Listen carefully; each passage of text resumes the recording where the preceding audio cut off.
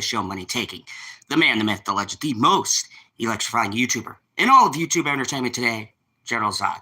And today, folks, I do not have the Zodmobile. So this is a car video in spirit.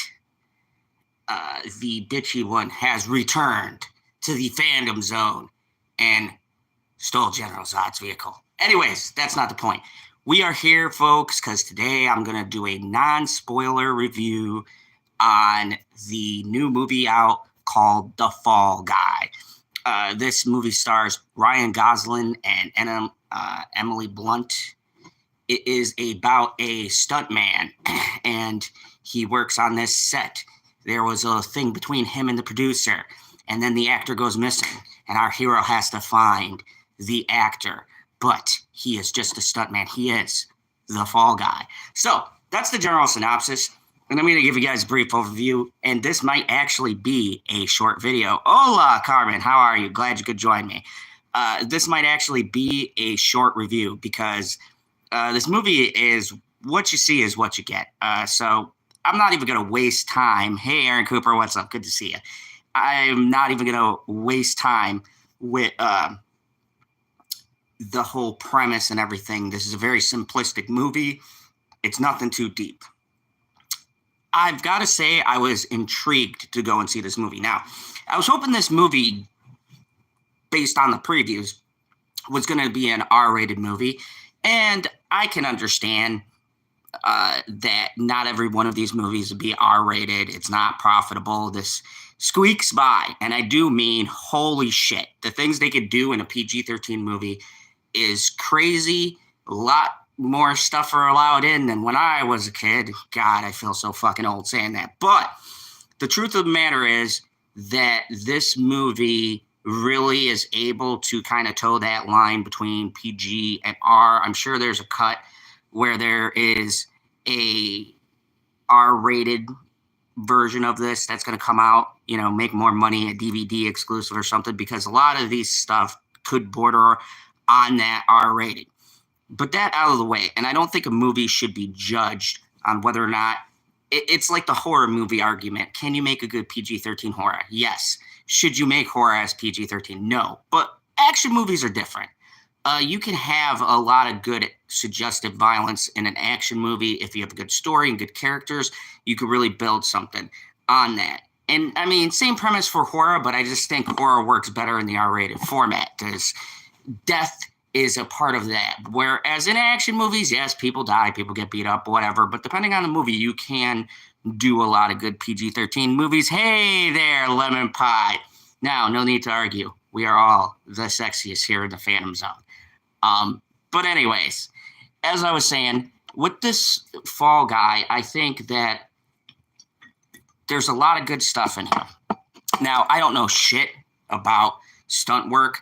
I do know that the dude who made John Wick was originally a stunt coordinator, and those turned out pretty good. I watched The Fall Guy as a kid. I have been wondering what the movie is. So, yeah, basically, if you missed my synopsis, it's just this guy who's a stunt man, the actor goes missing, he has to go search for him. That's the basic premise of the movie. It's a romantic comedy action movie. And I'm going to get to my negatives when I give my score out. This movie does a lot in the movie. It highlights stunt culture and how Hollywood underpays the stunt man, how the actors get all the credit for the movies. And I enjoyed that part of it. And then that takes a back seat, and there is a love romance between Emily Blunt and Ryan Gosling. And they have good chemistry as far as the comedic timing and things like that. I don't think if I brought the romance side of it, it's a little rushed. I'll get into that in my negatives. Yeah, it is a rom-com action movie, basically. So, and there's a dog. I fucking love the dog. You've seen the dog in the previews. The dog is a key component. Like I said, there's non-spoilers, but there's some funny shenanigans with the dog. And I think a lot of the jokes in this hit, not all of them do. I think that's in my negatives.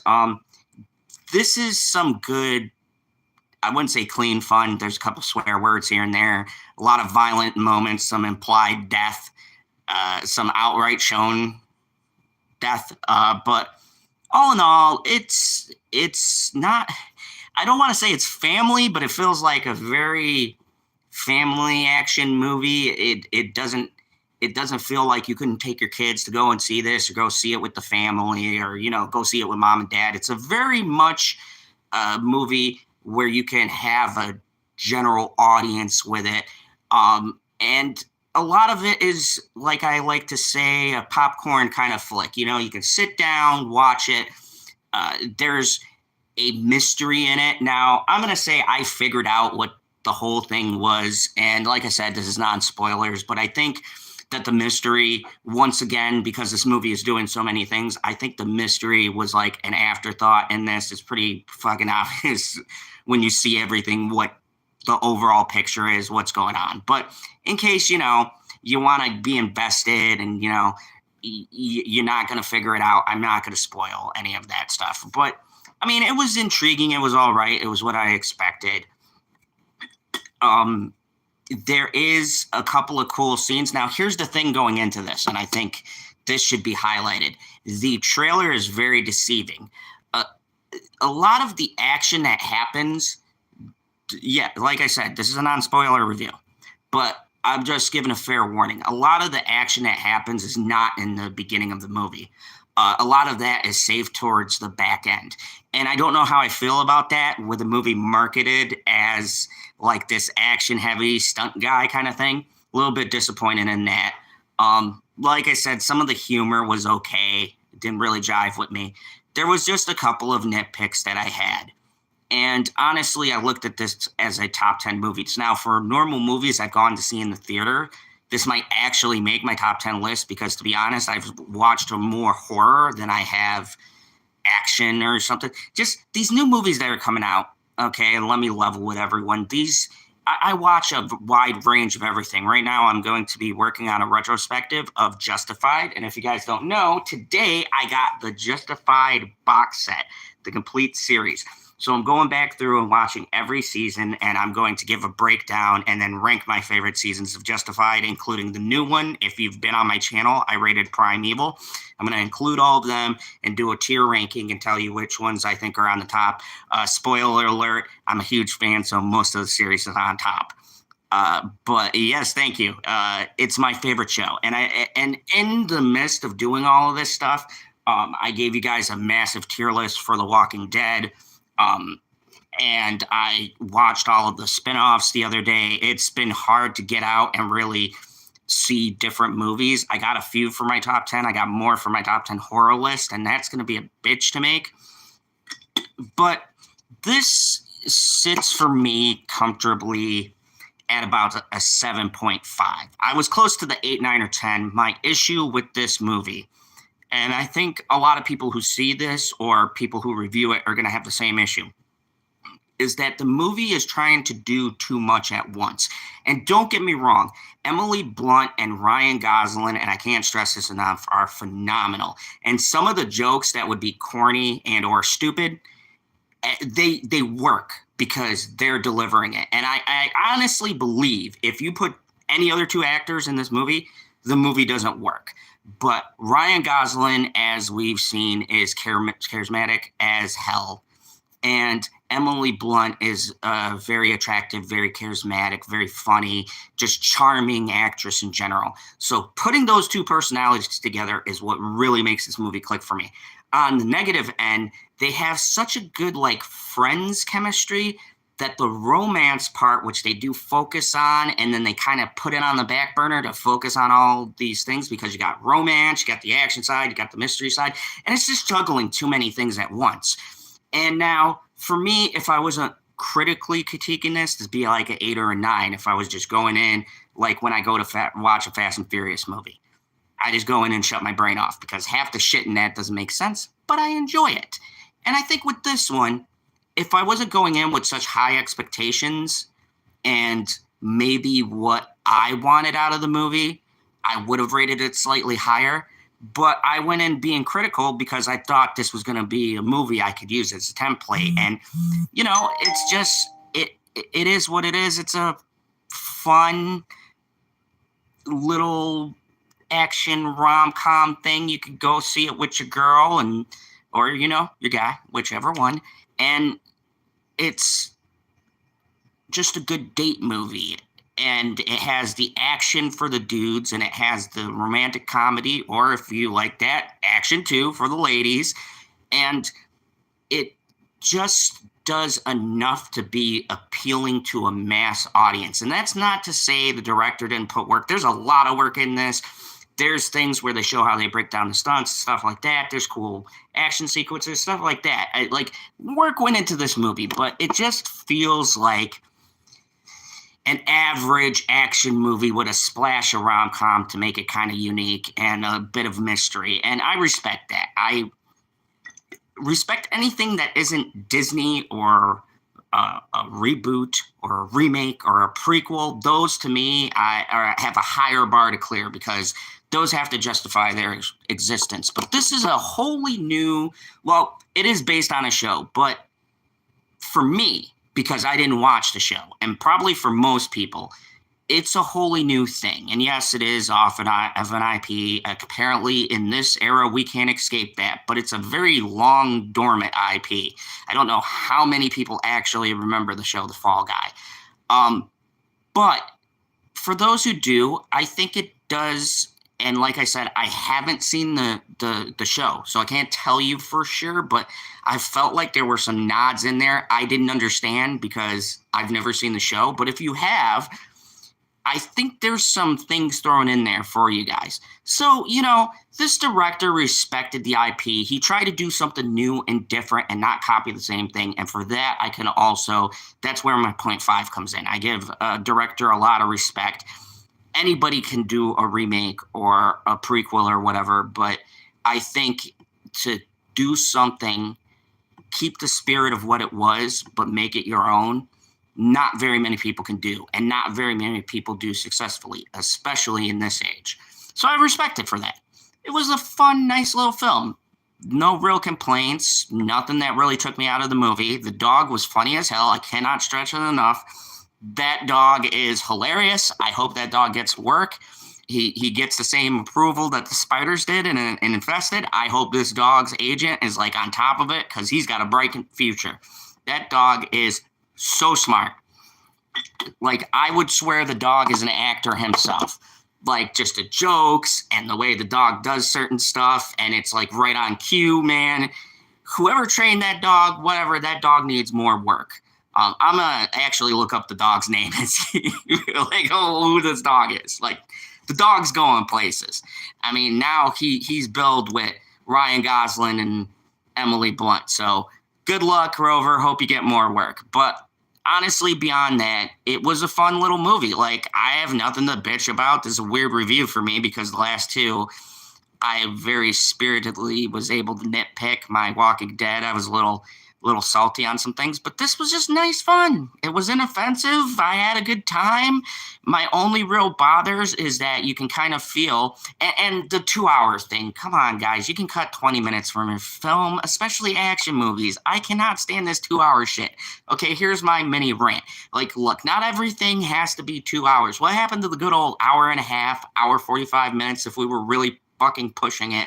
But this 2 hour shit, man, easily in this movie, you could cut 20 minutes, maybe add 5 or 10 minutes to really beef up the romance and the mystery, and boom, your movie's done. I don't need to be sitting in a theater for fucking 2 hours for an action flick it's basic action. It's like Fast and Furious. How many times can you blow the same shit up? Can we please get shorter movies? The original Fast and Furious was right in the pocket, hour and a half, hour 45 minutes, boom.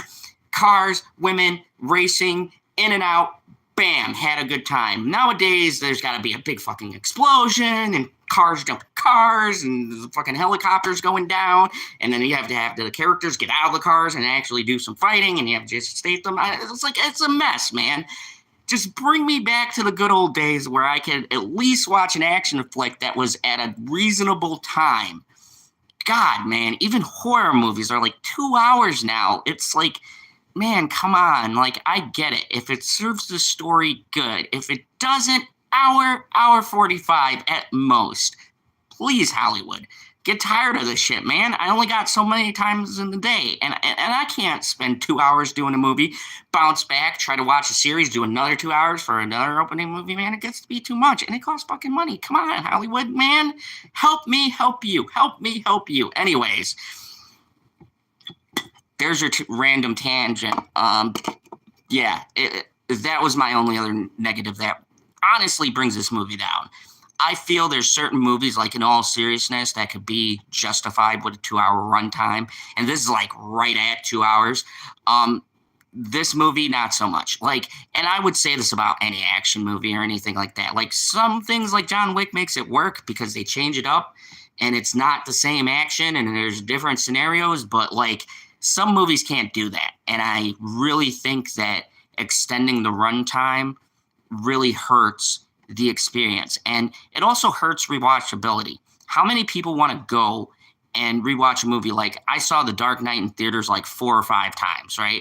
Or I saw Joker or something like that. But honestly, nobody wants to go back to the theater to rewatch a movie another 2 hours. You've already invested your 2 hours. And the sad part is this is really hurting a lot of movies' rewatchability, because that directly affects ticket sales. And I used to work for the theater, so I know it's like, you want a movie that you can keep on going back to. You could tell a friend, get them, and then they go and see it, and they bring a friend. But nobody's going to want to like invest 2 hours, especially if they don't know the movie. And I think this is really hurting the film industry.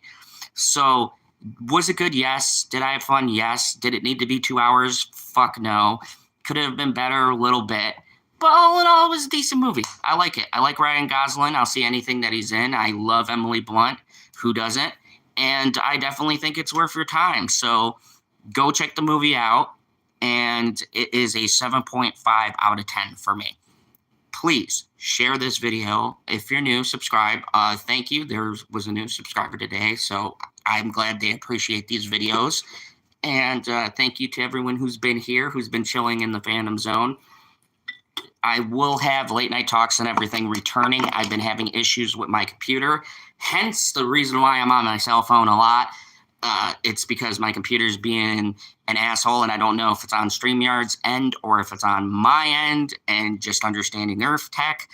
But we've had some issues trying to set up streams. I did a couple, test one last night, but a lot of my settings and stuff are not there. So I'm working on it. I'm going to try to get a late night talks going tonight with the Bear. So if you guys want to see our humorous late nights, check us out. If not, I'll definitely be back on Tuesday to do a watch along with Pop Culture PB. And you guys know the deal. Maybe I'll pick something from Netflix and send everybody the link, and you can join us and watch along a different movie. Who knows what we're going to do? I have to talk to the Bear. And on Wednesday, the tier list makers, me, Chris Knight, and Justin Proper, will be here doing another tier list. We are finally going to do Neil Blomkamp, who did District 9, Elysium, and a few other movies. So we're going to be doing that tier list. And then there's one more before we get a bunch of different other directors that we're going to talk about. So thank you, everybody, for watching. Really appreciate your support. And as always, remember, there is only one rule here in the Phantom Zone: kneel before the brave stuntmen and women who do all of the work in Hollywood. Hey, Academy, actually give these guys awards.